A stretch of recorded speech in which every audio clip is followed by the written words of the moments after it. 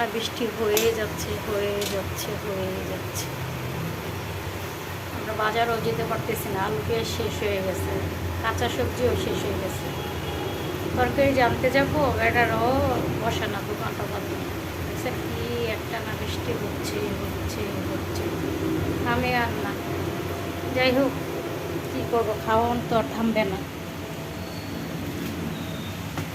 তো আমি এখানে আজকে মাছ ভুনা করবো। টমেটো কেটে নিয়েছি, মাছ পেঁয়াজ টেয়াজ সব কিছুই আছে। টমেটো আলু দিয়ে মাছ ভুনা করবো। এখানে আমি ভাত গরম করতে বসাই দিয়েছি। রাইস কুকারে ভাত গরম করা যায়, হালকা একটু পানি দিয়ে বসাই দিলে সুন্দরভাবে হয়ে যায় ভাত। তারপর এখানে আমি ডাল গরম করবো।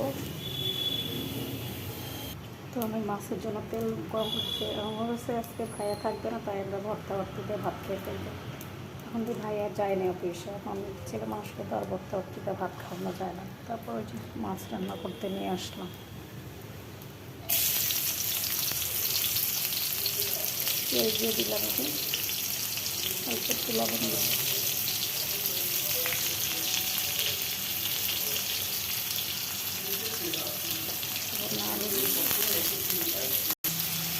আলুটা সাথে এখন ভেজে নেব।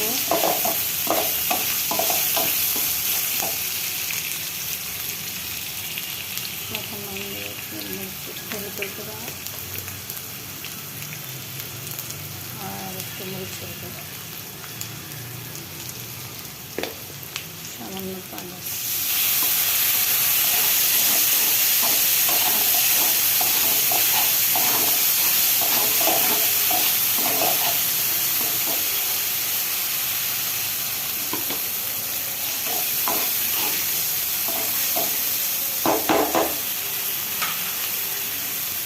সাথে দিতে টমেটো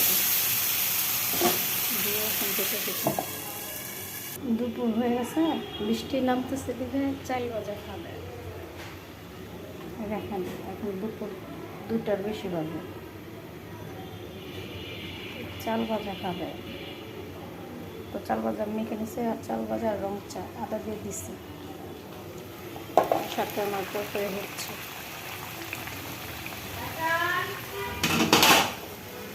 তাড়াতাড়ি রান্না সরাই দিয়ে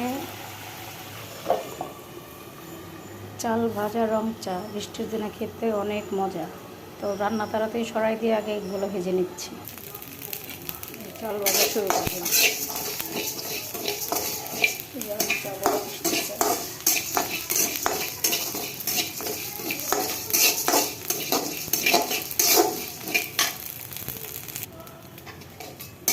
চাল ভাজার ডাল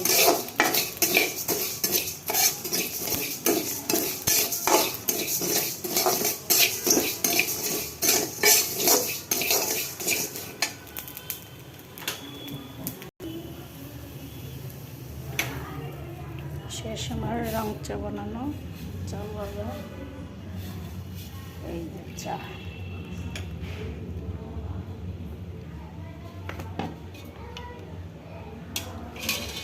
দেব চিনি,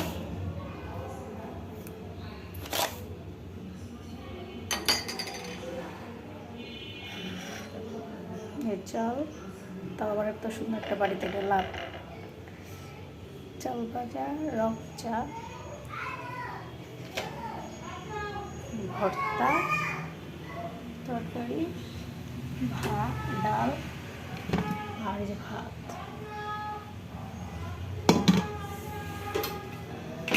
আজকে এই পর্যন্তই শেষ করলাম। ভালো লাগলে লাইক শেয়ার কমেন্ট করে দিবেন। দুপুরের শেষ। Bye bye, take care.